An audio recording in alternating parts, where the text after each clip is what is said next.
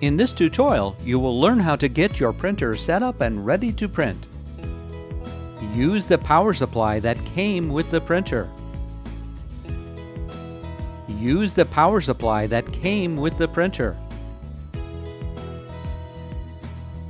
Connect the device end of the power supply cable to the printer. Connect the power cable to an AC power source. Verify the power indicator is illuminated. Connect the device end of the USB cable to the printer. Connect the host end of the USB cable to the computer. Connect one end of the Ethernet cable into the printer. Connect the other end of the Ethernet cable to an appropriate network device.